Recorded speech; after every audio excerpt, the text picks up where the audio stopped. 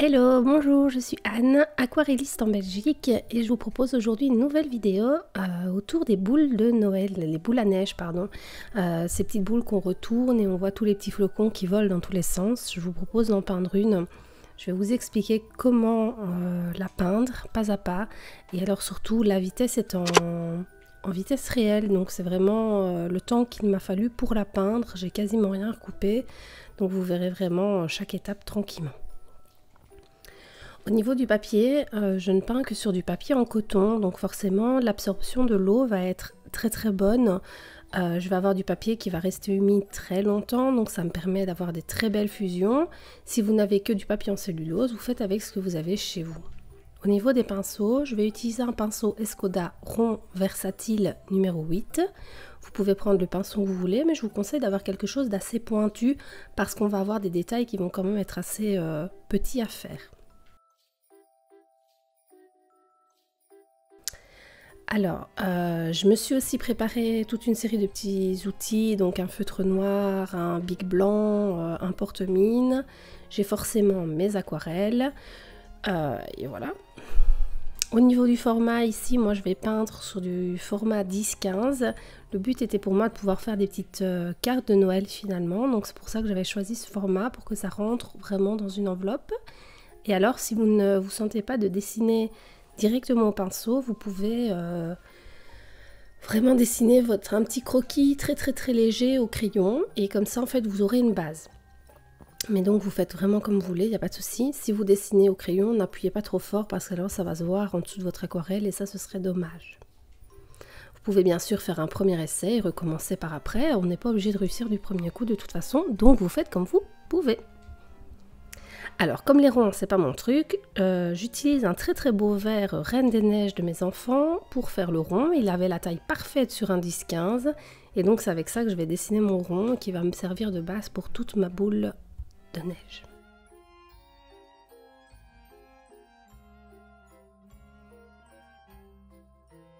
Et là, on va s'y mettre. Je peins avec ma palette habituelle. Ici, je vais commencer avec un gris de Paint de chez Winsor & Newton. C'est un gris qui est un petit peu bleuté, je l'adore vraiment.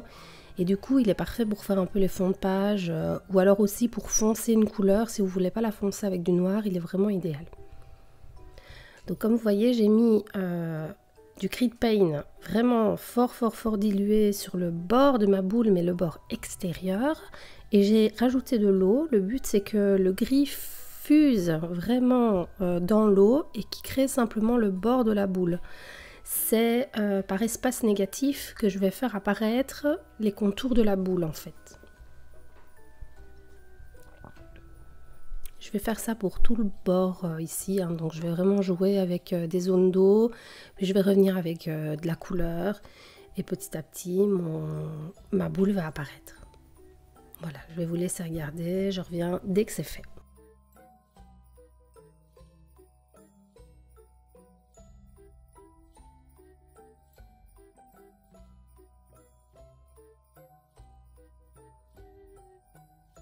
Alors ici vous voyez que j'ai tourné mon papier, j'hésite pas à le faire. Alors forcément les puristes, les grands artistes vous diraient non mais on n'a pas le droit de retourner nos papiers. Moi je crois surtout qu'on fait comme on peut et que si ça vous paraît plus facile, vous le faites et c'est tout. Moi j'aime bien tourner mon papier, j'ai vraiment plus de facilité à peindre dans un certain sens et donc je ne me prive pas de tourner mon papier dans tous les sens juste pour pouvoir avoir plus facile dans mes mouvements et dans mes gestes.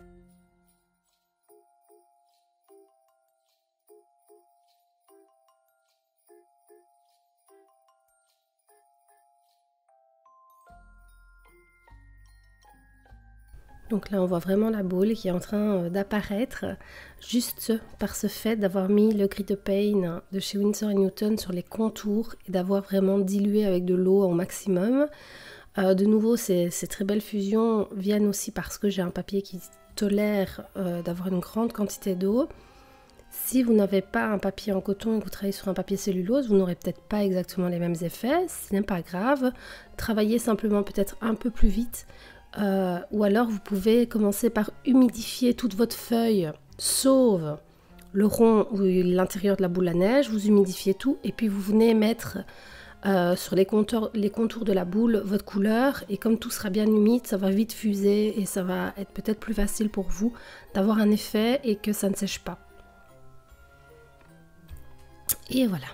Alors je vais faire sécher parce que pour la prochaine étape on a besoin que ce soit sec. Donc on va faire sécher tout. Moi pour sécher j'utilise ce qu'on appelle un heat gun.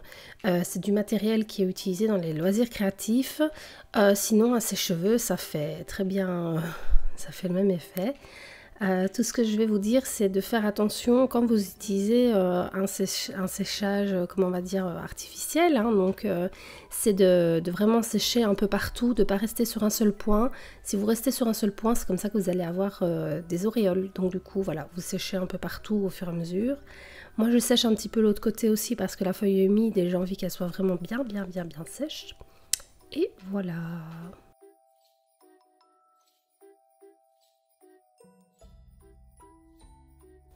Alors, on va enchaîner avec l'étape suivante. Ici, on va s'occuper de faire la base.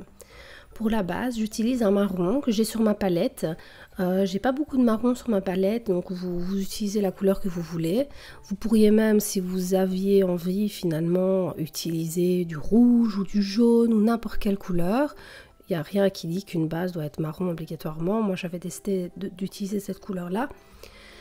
Et alors donc, je la peins en mettant d'abord une couleur un peu plus claire. Je vais venir ajouter des couleurs un peu plus foncées dedans pour lui créer du relief. Voilà. Donc je ne l'ai pas dessiné au départ, donc je l'ai vraiment dessiné uniquement avec mon pinceau. Comme je rappelle, si vous ne sentez pas capable de directement y aller au pinceau, vous pouvez faire un petit dessin, un petit croquis de base qui vous aidera facilement pour la suite.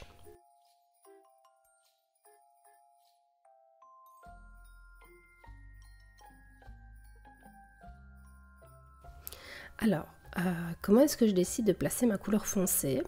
Je la place en fonction d'où j'ai envie que mon ombre soit. Donc j'ai décidé que la lumière venait plutôt de ma droite, hein, donc la droite de l'écran. Et donc je mets la couleur la plus foncée, je la mets vraiment sur la gauche. Et c'est comme ça qu'en fait je vais créer un petit effet un peu de relief. C'est simplement en plaçant ma couleur la plus foncée sur le côté pour moi qui est à l'ombre. Je fais sécher simplement parce que j'ai besoin que ce soit sec pour enchaîner la suite. Je n'ai pas envie d'avoir de fausses blagues, de mauvaises blagues, pardon, en ne faisant pas sécher et en ayant des fusions non désirées. Donc je veux vraiment garder le contrôle sur mes fusions et pour ça j'ai besoin de sécher étape par étape. Là on va s'attaquer à l'intérieur de la bulle. Alors là j'utilise un bleu très clair, je ne saurais même plus vous dire lequel c'est un bleu de chez Holbein, mais je ne sais plus la couleur. C'est un bleu en tout cas très clair. Vous prenez un bleu, vous le diluez énormément. Et j'ai fait juste une petite forme de colline. Et dedans, j'ai fait des traits un peu en oblique pour donner un espèce de petit relief. Mais donc ça, vous faites comme vous voulez. Au final, c'est comme vous le sentez. Mais donc, je vous laisse cet effet un peu colline. Je viens toujours au pinceau sans avoir dessiné. Je viens dessiner une forme de maison. Donc je fais un rectangle et je fais une petite pointe par-dessus.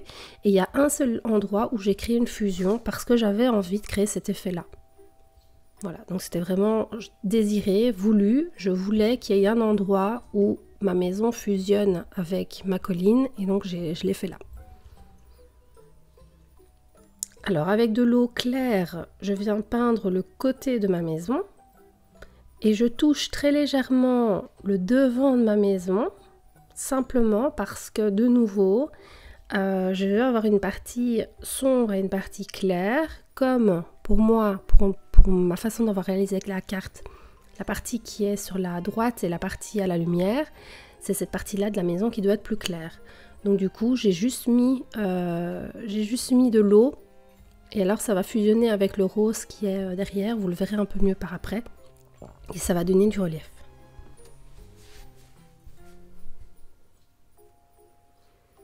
Là, je m'attaque au toit. Et pour faire le toit, je fais ça exactement de la même façon que pour l'extérieur de la boule. Le toit, en fait, je le dessine en faisant les contours. Et alors, comment on va dire, je floute avec de l'eau, hein, et comme ça on voit vraiment le toit qui apparaît. C'est pas toujours évident finalement d'expliquer ce qu'on fait parce qu'il y a des trucs qui sont un peu intuitifs, on le fait parce que voilà, on sait pourquoi. Mais pour l'expliquer, voilà. Alors, je suis en train de mettre de l'eau sur l'intérieur de ma boule, comme vous voyez. J'en mets pas partout, j'ai des petites zones qui restent sans eau, parce que j'ai envie qu'il y ait des zones qui restent blanches. Donc déjà, ce qui doit rester blanc, c'est le contour de la boule. Ce que je suis en train de peindre, là, ça ne... Comment je vais dire ça, ça ne doit pas toucher le contour extérieur qu'on a fait. Donc en fait, je veux qu'il reste une zone blanche entre le contour qu'on a déjà peint et le contour que je suis en train de peindre maintenant. Et de cette façon-là, je vais vraiment dessiner le contour de la boule à neige. Ensuite, si vous regardez sur le dessus de la boule à neige, le dessus à droite, il y a une autre zone que j'ai laissée blanche. C'est voulu aussi, c'est simplement pour créer un petit peu un espèce de petits reflets qu'il y aurait dans le verre. Donc voilà. Vous pouvez travailler en laissant du blanc. Il ne faut pas oublier que le blanc en aquarelle, c'est le blanc du papier. Et donc moi, c'est vraiment comme ça que j'ai fait ici. J'ai laissé pour ma neige, pour le vert, j'ai laissé du blanc.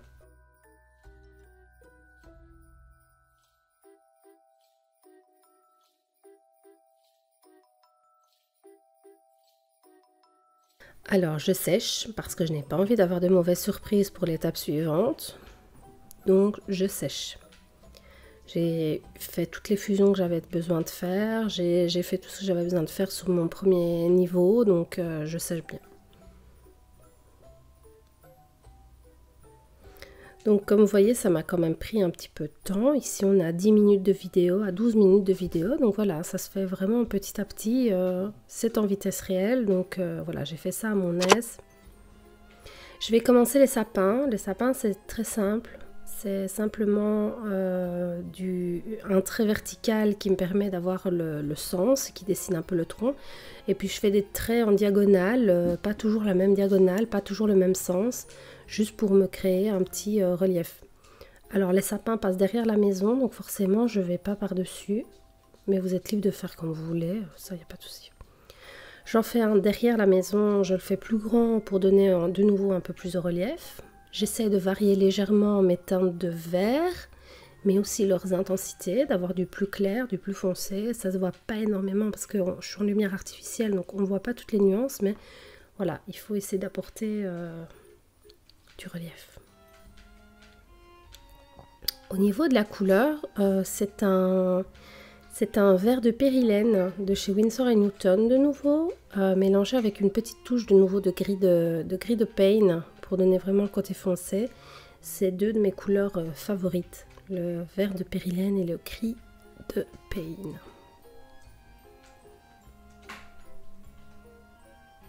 Donc vous voyez que ça avance quand même pas mal, hein. Tranquillement. Au final, il n'y a pas des effets de fou, c'est pas ultra compliqué. Voilà, c'est pas une carte compliquée à faire, mais elle permet de se détendre et surtout, je suis sûre qu'elle fera plaisir à la personne qui la recevra. J'ajoute des petits détails sur le dessous, ça vous êtes libre de faire comme vous voulez. Vous pouvez prendre aussi des inspirations sur Pinterest pour avoir des idées de comment faire votre base.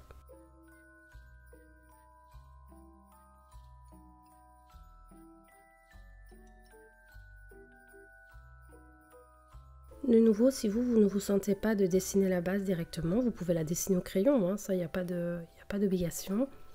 Moi, j'aime bien en fait d'avoir tout qui est fait au pinceau et d'avoir tout ce côté un peu pas contrôlé. Donc moi, j'ai plus facile à y aller directement qu'à dessiner, mais ça, vous faites comme vous le sentez vous. On pourrait aussi rajouter des petits détails en doré, par exemple. Ça pourrait être super beau pour faire des petites pierres un peu précieuses qui seraient incrustées dans la base.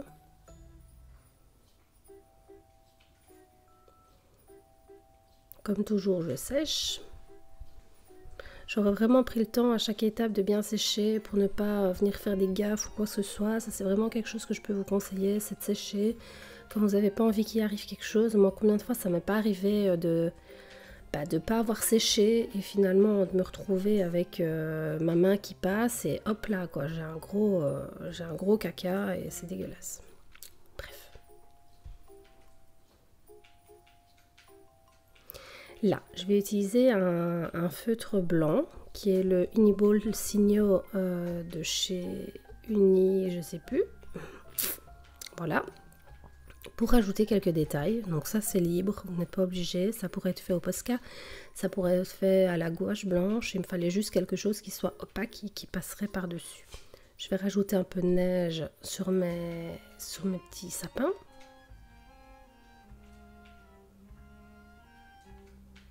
C'est vraiment des petits détails minimes, mais ça va rajouter un petit peu de relief, de dynamisme à la carte et un petit peu plus de vie.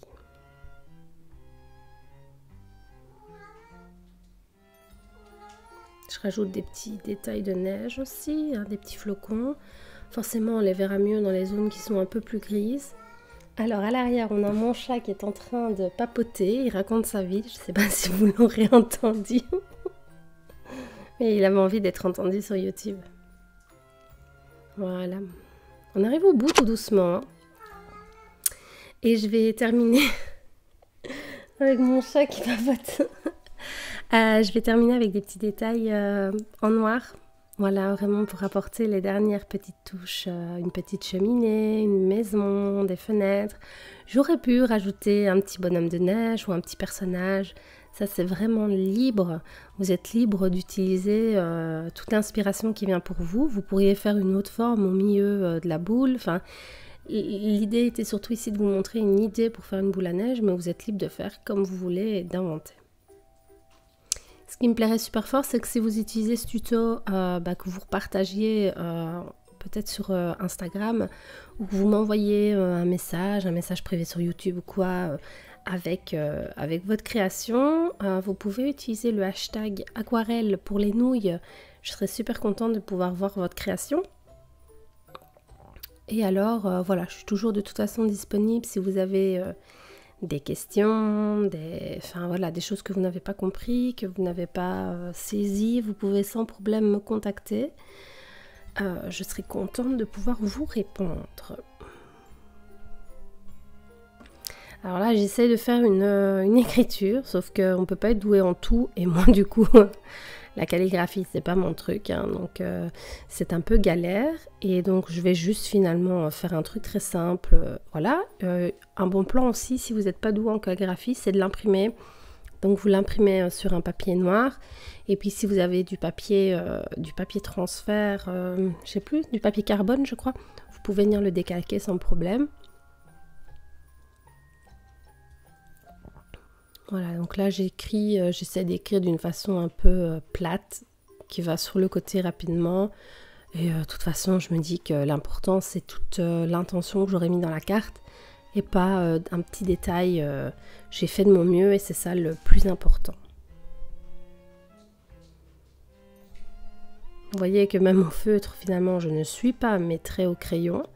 Je fais autrement, parce que je trouvais que c'était pas assez équilibré, donc j'ai changé. Mais c'est pas grave. Au final, on fait comme on veut.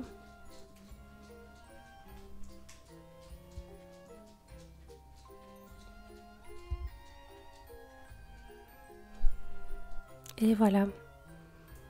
Donc voilà comment en une vingtaine de petites minutes, on peut réaliser une petite carte sympa pour Noël, ou pour les fêtes, ou simplement une petite aquarelle pour vous-même. C'est pas obligé d'être pour une raison, hein, ça peut juste être un exercice que vous faites. Comme je vous l'ai dit, je serais vraiment contente de pouvoir voir vos réalisations sur Insta si vous les partagez. Vous pouvez aussi simplement me les envoyer en privé si vous voulez pas les partager avec tout le monde, il n'y a pas de souci. N'hésitez pas à me suivre sur Instagram, je serais super contente de pouvoir dialoguer avec vous. Je suis aussi de toute façon disponible ici sur YouTube. Je serais super contente si vous vous abonniez. N'hésitez pas à laisser un petit pouce bleu, un petit pouce en l'air, parce que ça fait plaisir, surtout si le contenu vous a plu. Si le contenu vous a pas plu, vous n'êtes pas obligé de me laisser un pouce en l'air. Mais voilà. Et puis voilà, je vais vous souhaiter une bonne journée. Je vous dis déjà un joyeux Noël, parce que je pense que je ne sortirai pas d'autres vidéos d'ici là, donc je vous souhaite ça. Passez un bon moment, en famille ou pas, parce que je sais que c'est un peu compliqué cette année, voilà. Mais en tout cas, passez un moment plein d'affection, d'amour, et surtout pensez à vous. Voilà, à la prochaine!